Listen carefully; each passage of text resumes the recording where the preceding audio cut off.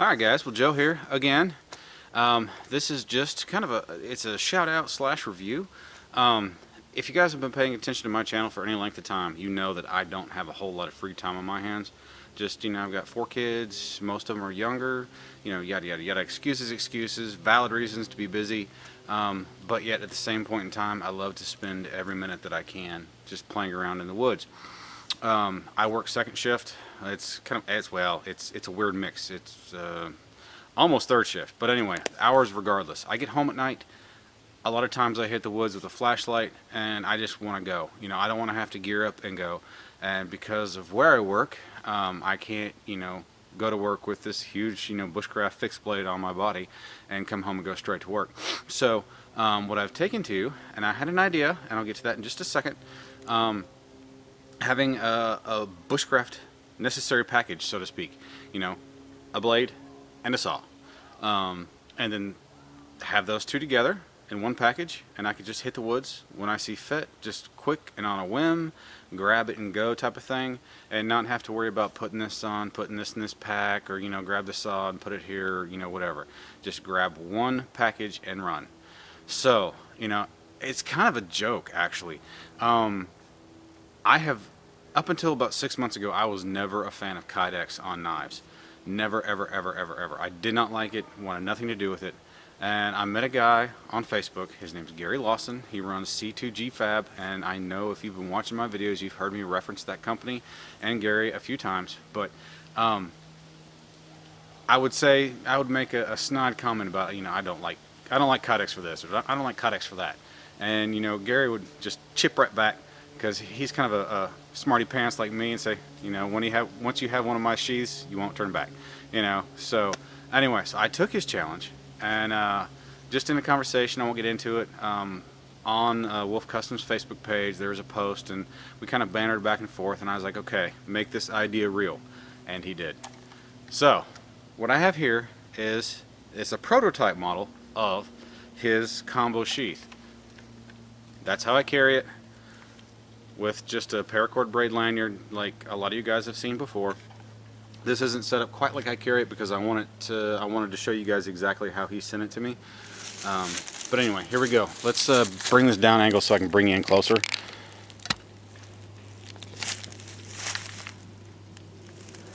There we go. Alright. Just have a couple carabiners holding on to the eyelets, one to the belt attachment here, which I don't carry it with this. I put this back on strictly to show you that it's here. I find it personally just a bit too heavy, but that's just me. Anyway, it is a combo sheath. You have your Laplander in the back with some excellent retention. You can hear that pop into place. And then this is the knife that we both owned, so I'm actually probably going to have him make up a sheath to fit on here for my Genesis or possibly GNS, depending on which knife I choose to make my main bushcraft knife. But anyway, irregardless, it's they're not coming out of there unless you really want them to. I love that. And I don't have a ferro rod in here. And I just now realized that because the ferro rod I made to go in this handle I gave away a couple weeks ago, and I didn't think to put another one in it, and so that's my bad. But the ferro rod loop here, trust me, it has insane retention too. I mean, it's perfect. You don't have to fight it to get it out, but it's not going to fall out by accident, even if you don't have a loop to hold it there. I mean, obviously, unless you've worn your ferro rod down quite a bit. Now we'll get to in a second this. Yeah, you can see that. This is what he calls the bridge. Now this is the prototype model. There's a couple of changes that we've gone over, only one of which are my suggestions, the others are his. Just a brief snippet of the changes is these mounting holes right here for the sheath. I mean, I can mount this thing any which way I want to. I can even have it caddy cornered any direction. I can have it slanted forward, I can have it slanted back. It's awesome. But he's going to, on the next models, he's going to actually make these holes. They're going to be lines, I guess. They're going to be through and through. From this hole to that hole is going to be just a slot. So there's almost infinite mounting possibilities for the secondary sheath. One thing I really like about it is that, yes, this is a whole sheath in and of its own. You can take this off and just wear it as a neck sheath if you want to. This will actually fit on this sheath if you want to just wear this on your belt. It's really a really cool design. Normally, how I carry this is this carabiner right there goes in that hole right there.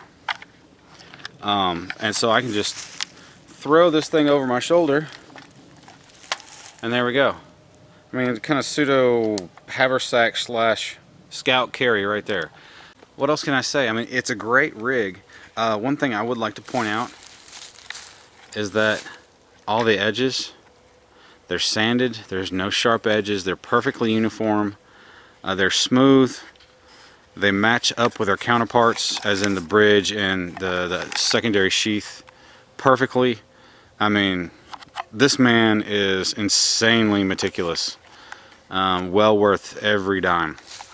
And just to change gears just a little bit, how much can you do a review of a sheath? I mean, if it's a simple sheath, you know, it may be awesome, but you know, you can't really dig into it that much. You can just kind of show it. I've got two other sheaths from Gary, so I want to take the time to point these out here because there is a consistency and quality with Gary that's, I mean, I am sincerely impressed. He made this for me. This is a Mora 510. You know, I forget the pattern that this is called, but anyway, he sent this to me as a gift, and still, even as a gift, you know, not a paying customer, the lines are perfect. The two pieces of Kydex that form this sheath meld together perfectly, and in fact, once the eyelets start, in fact, once the eyelet starts, you can't really even see a seam between those two pieces of Kydex. I mean, that is insanely awesome. And I mean, the retention is, listen to this.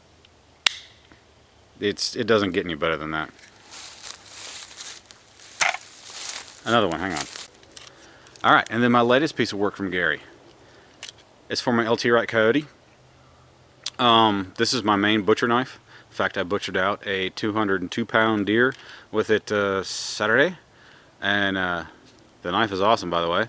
But as far as butchering goes, you know, the knife comes with a great leather sheath, which, I mean, it's good retention, etc. I mean, it's not a bad sheath, but if I'm going to be getting this thing covered in blood out in the woods, I want something to put it in that I can also clean easily. So, and I mean, this same point in time.